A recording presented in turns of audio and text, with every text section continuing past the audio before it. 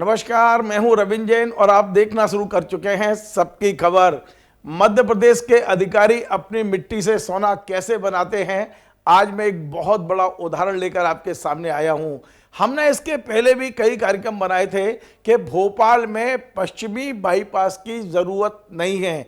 पश्चिमी बाईपास लगभग 3000 करोड़ की लागत से बनाया जा रहा है, जो प्रस्तावित है, जिसकी फाइल मुख्यमंत्री की टेबल पर रखी है। इस बाईपास को आखिर क्यों बनाया जा रहा है? हम पहले भी ये बात कह चुके हैं कि इस बाईपास को बनाने के पीछे अधिकारी और राजनेताओं की जमीनों की कीमत बढ़ाना है।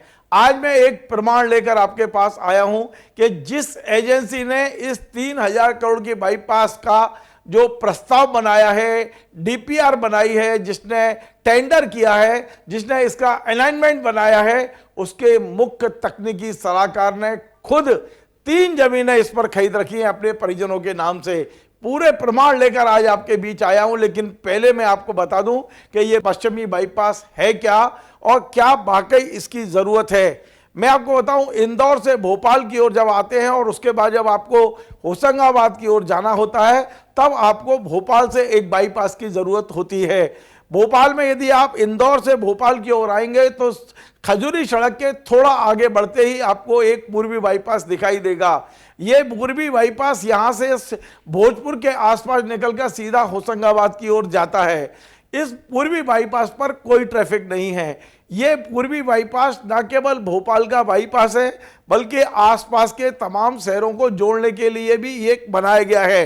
ये सबसे पहले जब आप इस बाईपास पर जाएंगे तो इसकी कनेक्टिविटी आपको बैरसिया से मिलेगी। थोड़ा आगे बढ़ेंगे तो इसकी कनेक्टिविटी आपको विदिशा से मिलेगी। थोड़ा आगे बढ़ेंगे तो आपको कनेक्टिविटी रायसेन से मिलेगी और इसके बाद ये सीधा होशंगाबाद की ओर चला जाता है। यानी ये सारी कनेक्टिविटी देता हुआ जाता है और इस पर कोई ट्रैफिक नहीं है। लेकिन अब हमारे अधिकारियों ने और राजनेताओं ने 3000 करोड़ रुपए खर्च करके एक नया बाईपास बनाने की योजना बनाई है। ये बाईपास भी होशंगाबाद में जो मंडी द्वीप के पास है वहां से होता हुआ और ये पश्चिम की ओर, जिसको आप कह सकते हैं रातिवड़, नीलवड़, इस साइड निकलेगा आके और ये लगभग 3000 करोड़ की लागत का होगा। हम लगातार इस बात को कह रहे हैं कि जो पश्चिमी बाईपास है उसकी आवश्यकता नहीं है, क्योंकि इंदौर से होशंगाबाद की ओर जाने के लिए ऑलरेडी एक बाईपास है जो खाली है, जिस पर कोई ट्रैफिक नहीं है। पश्चिमी बाईपास बनने से जो सबसे बड़ा नुकसान होने वाला है वो होना वाला है भोपाल का पूरा फॉरेस्ट इलाका। मतलब जितनी हरियाली भोपाल में है, जैसे भोपाल में आप कहते हैं कि भोपाल एक बेहद खूबसूरत हरा भरा शहर है, तो वो पश्चिमी क्षेत्र में आप जाएंगे तो पूरी हरियाली हमारी है। हमारी जितनी भी वाटर बॉडीज हैं, बड़ा तालाब हो, कलिया सोत हो, केरवा डैम हो, ये सारा हमारा पश्चिम क्षेत्र में आता है। इसके अलावा हमारा जो भोपाल के आसपास टाइगर मूवमेंट इलाका है, जंगली जानवर है, ये सब पश्चिम में मूवमेंट करते हैं। यदि ये बाईपास बनता है तो आप ये मान के चलें कि इस बाईपास के आसपास लगभग 300 कॉलोनियां बनेंगी। आपका हरा भरा पूरा जो हरियाली है वो खत्म होगी, आपका पूरे जंगली जानवर खत्म होंगे और सबसे बड़ा नुकसान जो हो रहा है वो हमारी वाटर बॉडीज को हो रहा है। भोपाल में लगभग ऐसे 13 गांव इस बाईपास के आसपास आ रहे हैं जो भोपाल के बड़े तालाब का पेट भरते हैं। यानी वो कैचमेंट एरिया है, वहां पानी बरसता है तो वो पानी सीधे बड़े तालाब की ओर आता है। अब ये बाईपास क्यों बनाया जा रहा है, इसको लेकर हम पिछले कई दिनों से इस बात की आशंका व्यक्त कर रहे थे कि अधिकारियों और राजनेताओं ने यहां जमीन खरीद रखी है। वे अपनी जमीन की कीमतें बढ़वाने के लिए, अंदाज लगाइए, 50,000 की जमीन वहां 2 करोड़ की होगी। 50,000 करोड़ रुपए एकड़ में खरीदी गई जमीन आज की तारीख में ही, जब जैसे ये प्रपोजल बना है, आज 2 करोड़ रुपए एकड़ है और यदि ये बाईपास बन जाता है तो यही जमीनें 6 करोड़ एकड़ तक जाएंगी। कहां 50,000 रुपए और कहां 6 करोड़ रुपए।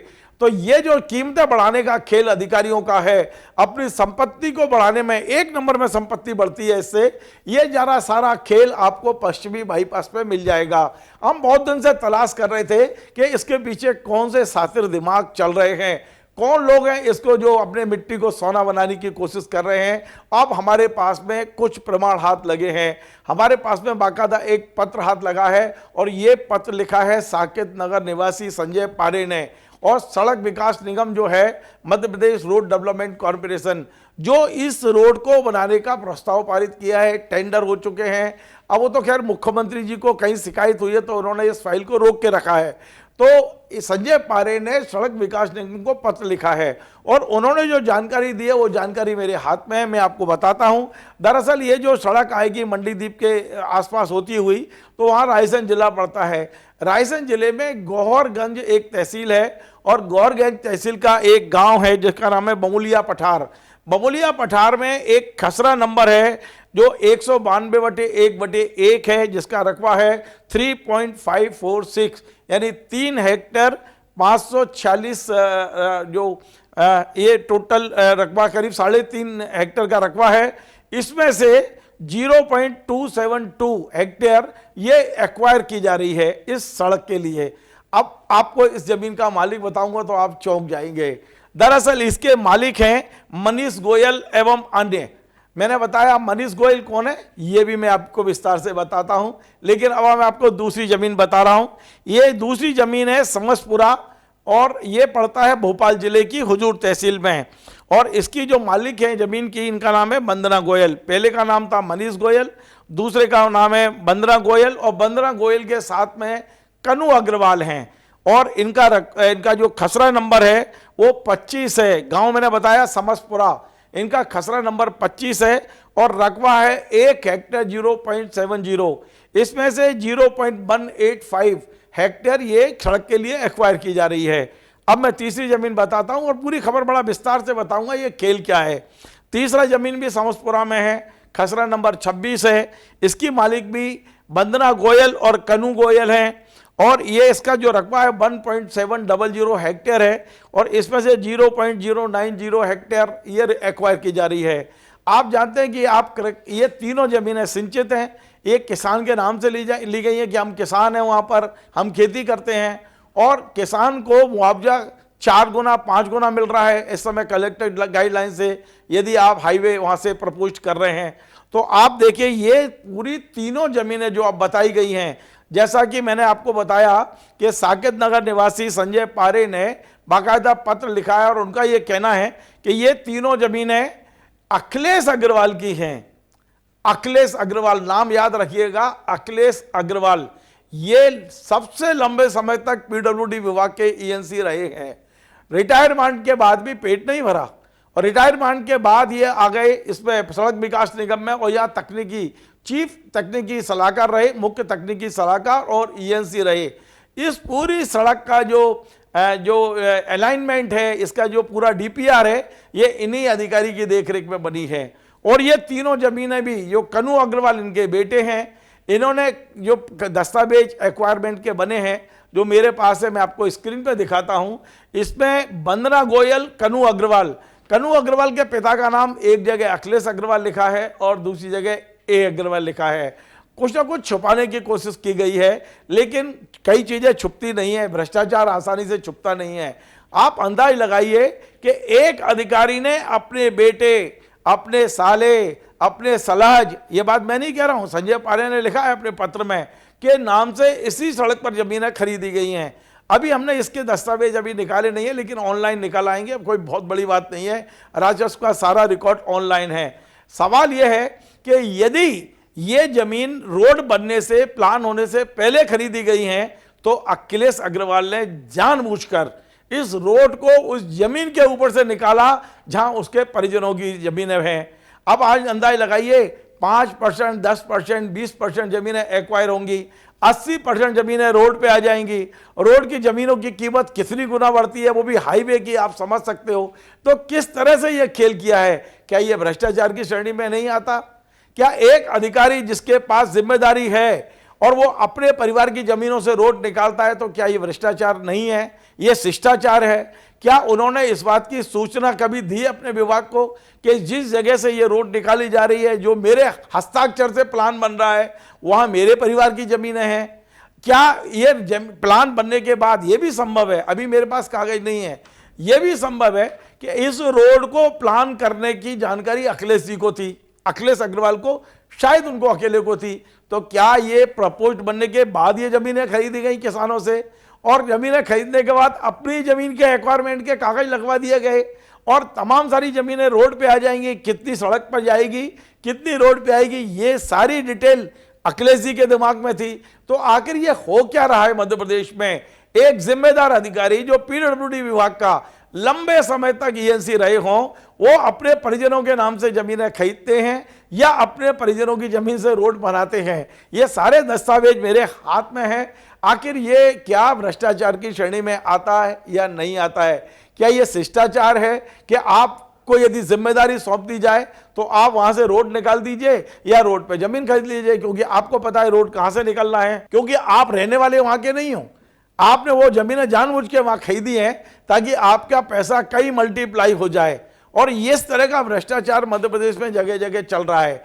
बहुत से लोग बहुत सी जानकारी कहते हैं जब तक कागज नहीं आएंगे मैं विश्वास नहीं करता हूं, लेकिन लोगों का यहां तक कहना है कि अखिलेश अग्रवाल जी के कार्यकाल में पीडब्ल्यूडी विभाग ने जिन शहरों में भी बाईपास निकाले हैं वहां की जांच कराइए, अखिलेश अग्रवाल के किस रिश्तेदार की जमीन उस बाईपास पर खरीदी गई है।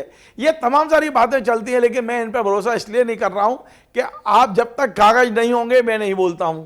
ये आरोप लगते रहते हैं, लेकिन आज जो सामने मेरे कागज है, खसरा नंबर है, जमीन का सब चीजें हैं, तब आज मैंने जाके ये बनाई है। मैंने अखिलेश अग्रवाल जी को फोन किया, उन्होंने मेरा फोन नहीं उठाया। उनसे निवेदन करता हूं कि वे मेरे स्टूडियो आए और आकर इस जमीन के बारे में बताएं कि क्या ये जो गोयल हैं, बंदना गोयल, क्या उनके साले की पत्नी हैं, कनू गोयल उनके बेटे हैं या नहीं है, क्या संजय पारे ने जो शिकायत की है वो सही की है या झूठी की है। यदि वे बताएंगे तो मैं उन्हें भी इसी बगल वाली सीट पे बिठा के और उनका भी स्पष्टीकरण आपको दिखाने की कोशिश करूंगा। मेरी अखिलेश अग्रवाल से कोई ना दोस्ती है ना दुश्मनी है। हम पत्रकार हैं, पत्रकार के रूप में हम खबर दिखाते हैं। वो जो कहेंगे जस का तस भी आपको सुनवाऊंगा, लेकिन आज वे कटघरे में है। आज उनके ऊपर बड़ी गंभीर आरोप लगे हैं कि ये जो 3000 करोड़ का रोड बनाया जा रहा है उसमें उनके परिजनों की जमीनें हैं और भी बहुत लोगों की हैं, लेकिन जैसे जैसे हमें पता चलेगा हम बताने की कोशिश करेंगे। अब एक जानकारी और ले लीजिए आप। अखिलेश अग्रवाल जी सड़क विकास निगम में 65 साल की उम्र के बाद भी वहां वो संविदा पर नियुक्ति रखना चाहते थे। 1 साल का आदेश भी निकला था। हमने खबर चलाई, उसके बाद अधिकारियों के हाथ पैर फूले और वो ऑर्डर वापस लेना पड़ा उनको। आखिर अखिलेश अग्रवाल जी, आप 66 की उम्र में पहुंच गए हो, आप कब तक नौकरी करना चाहते हो, कब तक अपनी मनमानी करना चाहते हो और कब तक नियम विरुद्ध काम करना चाहते हो? आपकी जो संविदा नियुक्ति हुई है उसकी पूरी फाइल मेरे पास है। समय आने पर वो भी हम लोगों को बताएंगे, लेकिन हम आपको भी बुलाएंगे, कोशिश करेंगे कि आप बताएं कि जब लोकायुक्त में आपकी जांच चल रही थी ये संविदा नियुक्ति हुई कैसे आपकी। आप संविदा नियुक्ति भी ले रहे हैं, आप अपनी जमीनों की रेट भी बढ़वा रहे हैं, आप रिश्तेदारों के नाम से जमीनें भी खरीद रहे हैं। सारी धन दौलत आपके पास ही होना चाहिए। आज लंबे समय तक ईएनसी रहे, वो तो आपका भाग्य है, अधिकार था, आपको बढ़िया लोगों ने सहयोग भी किया। लेकिन अब जो जानकारियां सामने आ रही हैं बहुत चौंकाने वाली है और ये भी एक तरह का आप कह सकते हो बड़े शिष्ट तरीके से किया गया भ्रष्टाचार है कि आपको पता है कि रोड कहां से निकलेगी, वहां तत्काल जमीनें खरीद लो अपने रिश्तेदारों के नाम से और कीमतें बढ़वा लो। आप खुद ही कहते हो कि इसमें से इतनी जमीन एक्वायर की जानी है, क्योंकि ये प्लान पूरा अखिलेश जी का बनाया हुआ है, इसलिए वो आज पूरी तरह कटघरे में है। अखिलेश जी, मैं बुला रहा हूं आपको, स्टूडियो आइए और आपके इस संबंध में जो भी विचार होंगे मैं अपने दर्शकों को पूरा जस का तस सुनवाऊंगा। आपके पास मेरा मोबाइल नंबर है, हम फोन पर भी बात कर चुके हैं पहले। यदि आप आना चाहेंगे तो आपका मैं स्वागत करूंगा और आपकी पूरी बात जस की तस सुनवाऊंगा। आपको हमारा ये कार्यक्रम पसंद आए तो आप इसे शेयर करें, लाइक करें, कमेंट करें और आपसे बार बार निवेदन है हमारे इस चैनल को सब्सक्राइब अवश्य करें। धन्यवाद।